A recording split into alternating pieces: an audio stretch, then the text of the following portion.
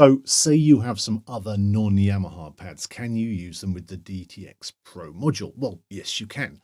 So I thought I'd do this video to show you how you set that up. It's very easy. You've just got to follow 5 steps and then you can make this work with pretty much any pad you want. I've put together a kit using lots of different styles and sorts of pads from different manufacturers to show you that it can be done on basically anything. So what we've got here is a D-Drum 4 SE 12-inch mesh head pad for the snare. On the toms, we've got 2 ATV 10-inch pads from the EXS5 kit.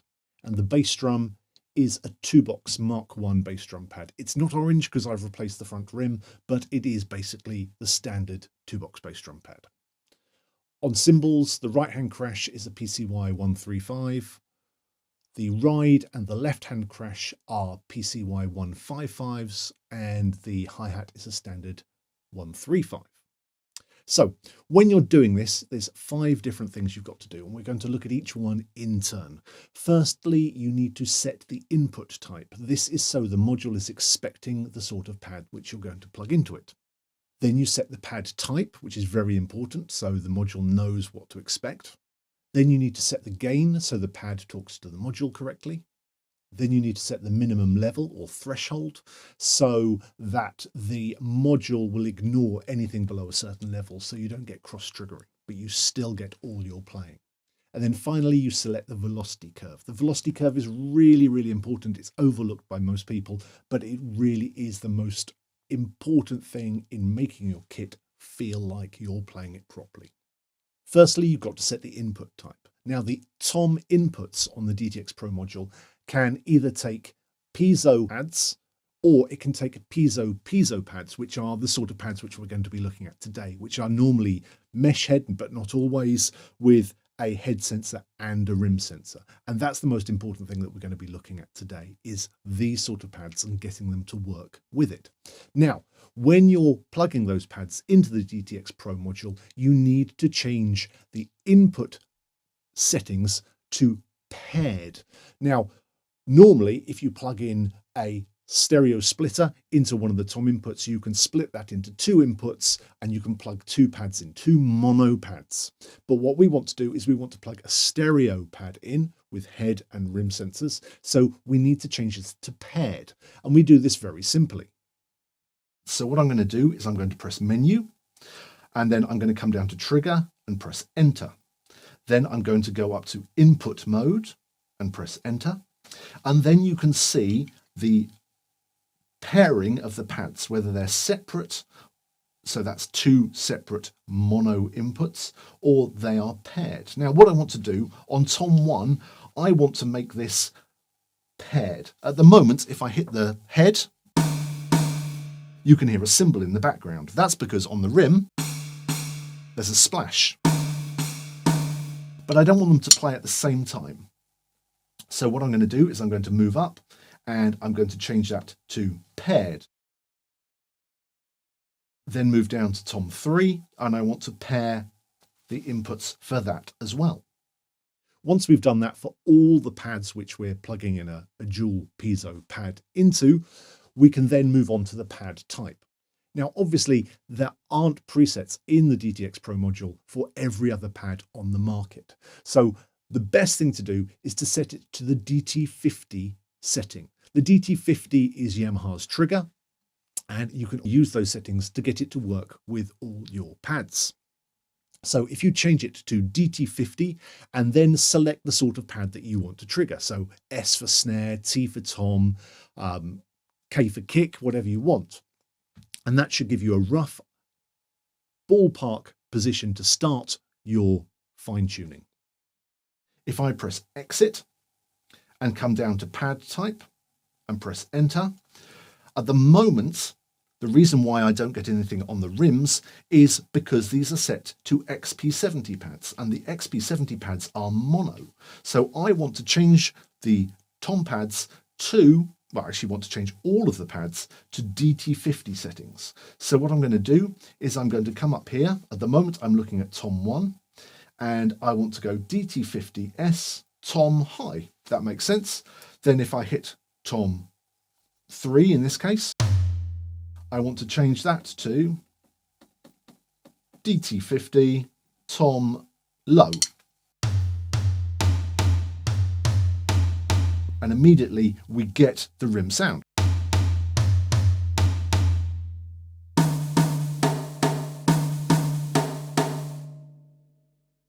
I'm going to do the same on the snare, so hit the snare.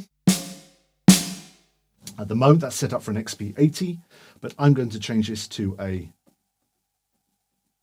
DT50 snare. Then you need to set the gain. Again, the gain is very, very important. And if you're using non-Yamaha pads, you will probably need to change this so it dynamically suits the module. If your gain is set correctly, when you play quietly, you'll get a quiet sound out of the module. When you play hard, you'll get a loud sound out of the module. If it's set too low, when you play quietly, you'll get a quiet sound, but it will never get to full volume. So it will always feel like it can do more, but it can never quite reach it. So that's if the gain is set too low. If the gain is set too high, it gets loud too quickly, and all the notes sound like they're too loud. So you want to get it in the middle. You need to set the gain correctly, otherwise the pads just won't feel connected to the module properly. So what I want to do next is I want to go down until we get to the gain. Now, I need to adjust the gain so that it only gets to the very highest level, which is 127, when I hit it hard. To see the level, if I press the TRG button, F3 here, the top right hand corner where it says V, that's the velocity, that gives you the velocity of the pad.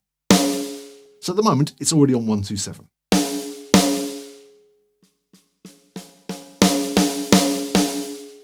Okay, but it's a little bit hot. It's getting to 127 before I am hitting my hardest hit. So I'm going to press exit, and I'm just going to bring the gain down a little bit. Let's try 50. Try that again.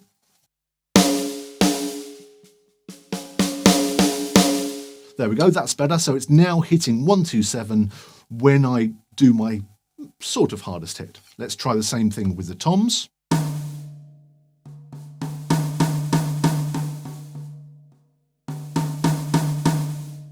That's about right, but it's possibly a little bit hot still. So I'm going to bring that down to, let's try 25.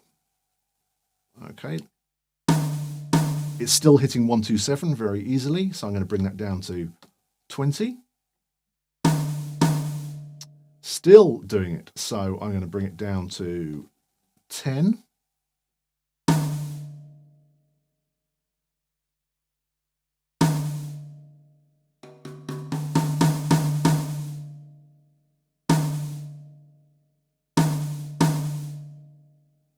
That's about right now. So we know that the setting for that pad was 10.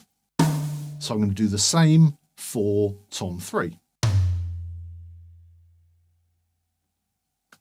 Okay. Right. So we now have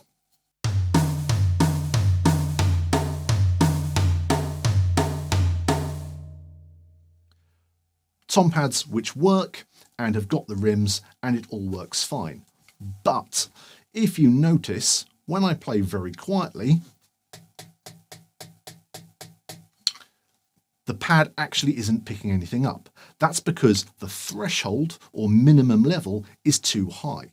This is the level below which everything is ignored. So if your bass player is playing a low note and the floor's vibrating, you don't want all your pads to trigger.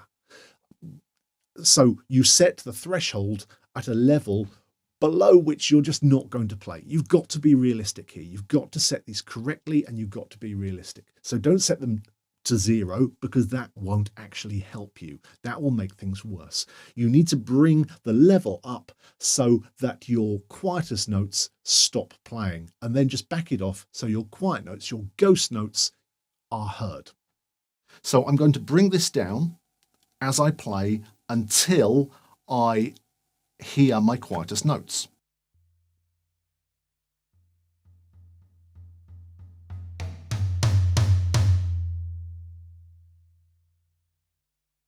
I'm going to do the same for tom 1.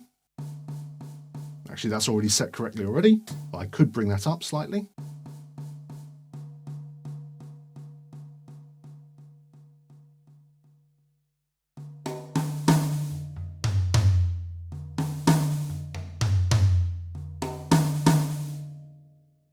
So now I've set the threshold and I've set the gain. So if I come down a little bit, I've got the head rim balance, but also the rim gain. If I play the head quietly,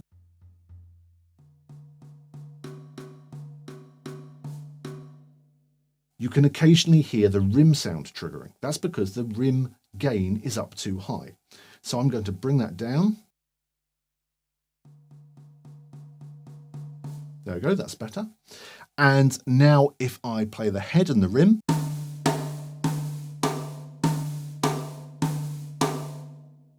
the rim is a little bit too loud.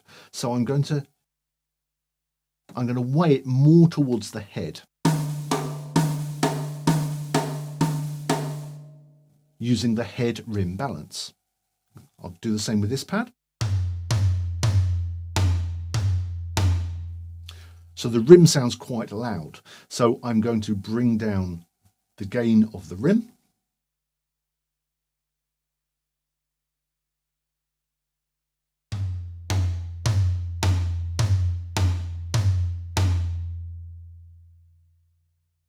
And just weigh the sensitivity slightly more towards the head rather than the rim.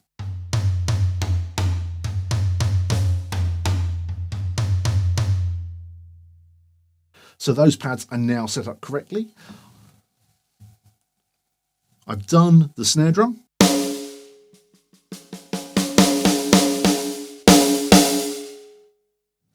And I've done the kick. So now I have a fully working kit. Then you need to set up the velocity curve. The velocity curve, like I said earlier, is really, really important. The velocity curve adjusts how quickly the pad goes from quiet to loud. And we all play differently and we all expect different things from our drum pads and from our acoustic drums. So you can't really share velocity curve settings with other people because everyone's different. Everyone uses different sticks. Everyone's got different technique and it needs to be set for you by you. And it might be that every single pad has a different curve. We like to hear our bass drum in a different way to how we like to hear our floor tom, for instance. So we need to set it up so that it behaves as though we are sitting behind our acoustic kit, and we can adjust how quickly it gets from quiet to loud so it suits us perfectly. I find the easiest way to adjust the velocity curve is to play a groove and to adjust the curves as I'm playing on, say, the snare drum, and see what the relationship is between the ghost notes, the very quiet notes, and your backbeats, the loud notes.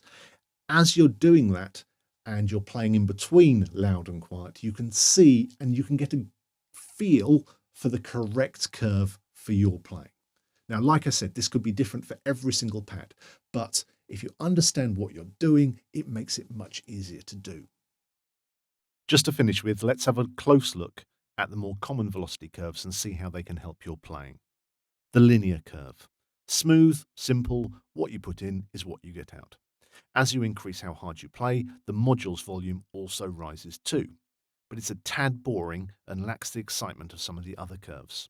But it's good for everybody. Loud or logarithmic curve. Proportionally, smaller increases when you are playing quietly are increased, so there is more variation in ghost note volume compared to what you are actually playing. This suits quieter players as it works like an audio expander, increasing the difference or contrast between the quiet and the loud playing. This curve enhances ghost notes. They are louder than they would be with a linear curve. However, with less experienced players, this can make ghost notes sound erratic. Backbeats always sound consistent. Good for quieter players.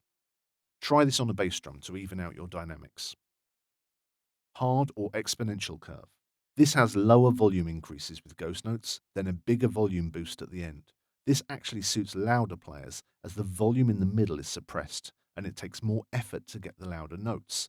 but when it's set correctly, there is always a little bit more to give just by hitting it a little bit harder. This curve smooths out ghost notes, but they are quieter than they would be with a linear curve. Good for louder players. Spline Type 1. This is almost a hybrid curve. At the bottom, it behaves like a hard or exponential curve, but at the top, it behaves like a loud or logarithmic curve. This makes ghost notes nice and quiet, but there is a massive volume boost in the middle range, and the loudest notes are very consistent. This is good for players who have a good mid-range control, or for players who are more ghost notes and backbeats all the time. Good for more experienced players. Try this on your snare to add more life to the dynamics. Spline Type 2. This is another hybrid curve. At the bottom, it behaves like a loud or logarithmic curve, but at the top, it behaves like a hard or exponential curve. This has a big dynamic boost in the ghost notes and the backbeats, but almost no dynamic range in the middle. This can make the playing sound very even. Good for limiting the volume of the backbeats and making ghost notes sound more dynamic.